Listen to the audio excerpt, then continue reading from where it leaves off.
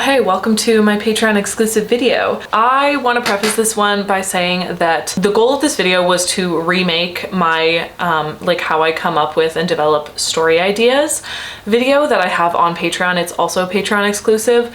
And I went to rewatch it as, you know, preparation, homework, research for this current video, and I've realized that a lot of the things that I talk about in that video are what I still do. So I figured I would mention a couple things in this video that are a little bit less technical, I guess, and a little bit more intuitive practices, I suppose, that I do when I want to create stories and when I want to come up with ideas. So I'm going to talk about that a little bit, and then I'm also just going to go over the current projects that I have on the go. So we'll talk a little bit about that and kind of just any ideas that I'm currently working on, and we'll kind of just have a chat about projects. And if you have any questions in particular, please leave them down below so that I can answer them.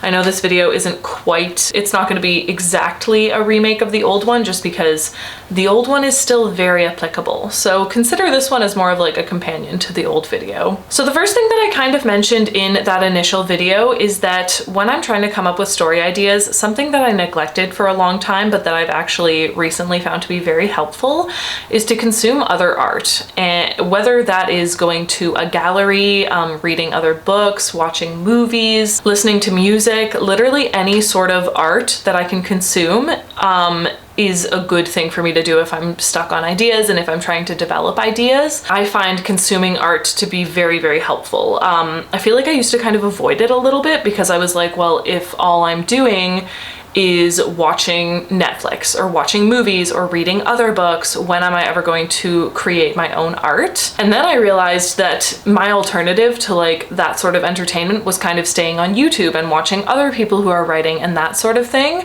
And I came to the realization that like watching people on YouTube and watching people write is very motivational for me. I love hearing about other people's stories. I love hearing about how their writing's going. But it's motivational for me in a more logical sense. It makes me want to write. But if my creative brain is not going, which usually with like YouTube videos and stuff, it doesn't really get my creative brain going. So if I want to get that part of my brain kind of going to come up with ideas, come up with solutions to things in my current ideas, I need to like consume other art. And I think that I really undervalued that and have recently learned just how important it can be to continue consuming other art. Like you can live in your own little bubble, and I feel like for a lot of artists, maybe that does work. Like if you are by yourself, disconnected from internet in the middle of the forest for multiple weeks on end, I'm sure that your creativity is going to appear and ideas are going to come to you just because of the nature of like that environment, I guess. But I also think that if you're one of us, if you're one of the people that kind of like lives a day-to-day life in a very busy city or town, and you have a day job and there are all these other things going on, you don't really have the opportunity to disconnect. So I've found that if you don't have the opportunity to like disconnect and hermit in the mountains for a while, then a good alternative is to just make sure that you're consuming other art, because that is how you can get inspiration. Hopefully that made sense. I don't know, consume other art. Read more books, watch more shows, watch more movies, talk to more artists, consume art that you wouldn't expect yourself to enjoy, just to like kind of change things up in your mind a little bit, you know? I think that's one thing that I've never spoken about enough as a way to help develop ideas and help create ideas. The next two things are the more like intuitive lifestyle things, I guess, that I was talking about, and that is go for walks. Literally just go for walks. You can do it with music, with headphones in, listening to like inspirational music or movie scores or anything that you think might inspire you. But then also try going for walks without listening to anything. Try going for a walk where it's just you and whatever is happening in the world around you, and then the silence of your brain. And I mean, for me, my brain is rarely silent, but when I go on walks like that and I'm not distracted by music, and when I'm trying to just like sit with my own thoughts, I find that a lot of ideas come to me that way because I'm not distracted by anything else. I find physical movement is really good for me, for my health and my creativity in general. But I find that like if you go for a walk and it's a nice quiet walk just without any music or any distractions or anything, it kind of feels like you're a bit more open to ideas. At least that's how I feel. So walking, and then also meditation. I also just want to say meditation doesn't need to be a spiritual thing. The whole point of meditation is just to learn how to sit with your thoughts and kind of analyze your thoughts when they come into your brain instead of just letting them control your life. I think if you've read any sort of self-help book or if you've been in therapy, you'll know that thoughts aren't necessarily the reality of who you are as a person and of how your life is. So meditation is an incredible tool to use for spiritual and non-spiritual people because it just allows you to kind of sit down and be with your thoughts. And the more you understand your own thought process, the more that you understand the way your thoughts kind of flow and wander, I think the better prepared you are to find ideas and to use those ideas to create stories. Like sometimes I sit down and I'm meditating and I am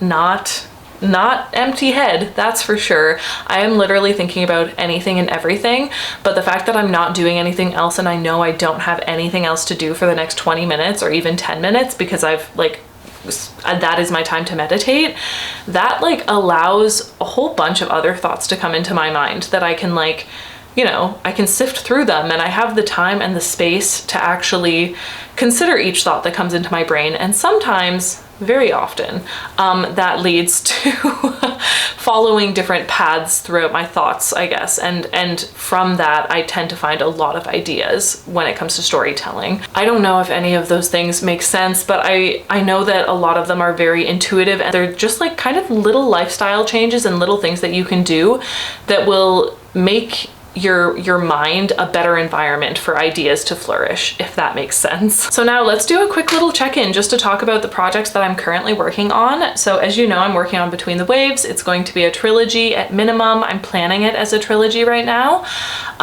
So I am currently working on draft 3 or preparing for draft 3 of the first book of Between the Waves. Part of this preparation actually is also going to include plotting out the general arc over the entire series, so that's very exciting. So I'm working on that. I am also currently about halfway finished a poetry collection. I think I've mentioned it. I don't know how much detail I've mentioned it in though. I have a hard time keeping track of where I've talked about things, but I am currently putting together a poetry collection, which I'm going to release in November. So November is the hopeful date for the release of the poetry collection. That one is going to be self-published. So I'm currently also working on that, and that will be self-published at the end of the year in November. Then these are the projects that no one has heard about yet, or very few people, no one online really.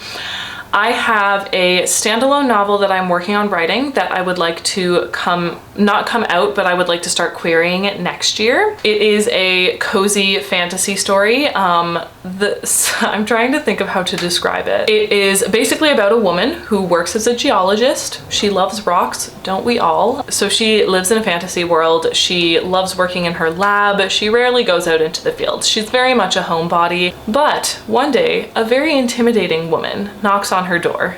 Or rather, she doesn't knock, she barges in. She does not knock. And she tells this main character that she would like to hire her for a job, to which the main character definitely replies no thanks, because she does not really like to leave her lab, as I mentioned. It's a very, very pretty penny that the stranger is offering, even though our main character does not want to take it. And the reason that it's such a pretty penny is because this stranger believes that our main character is one of the only people in the world currently that would be able to help her hunt dragons. And in this world, dragons have not existed for multiple hundreds of years. So now our main character is like, this woman not only is wealthy, but she is also off her rocker, and she thinks that dragons still exist, and she's trying to get me to go on this wild mission to try and find dragons that don't even exist. That's as much as I'm going to say, but it's going to be a cozy fantasy, and also, I mean, like, it's still an adventure, so I feel like cozy fantasies are usually a bit less adventurous maybe, but it is an adventure, it's going to be cozy, and it's going to be a standalone, and I'm really excited about it. I feel like it's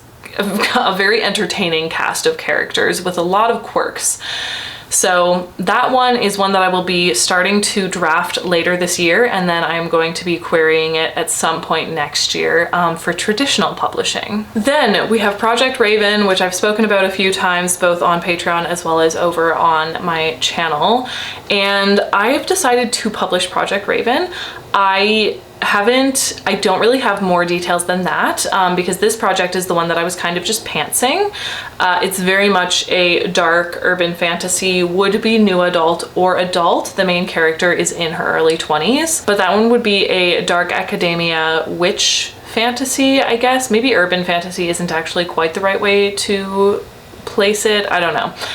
I need to come back to you all with details on like how that one is going to be marketed, but this one is definitely inspired by a lot of my like childhood favorites, I guess. One series that was one of my childhood favorites was I think it was called the Gallagher Girl series, but the first book in the series was I Would Tell You I'd Love You, but then I'd have to kill you.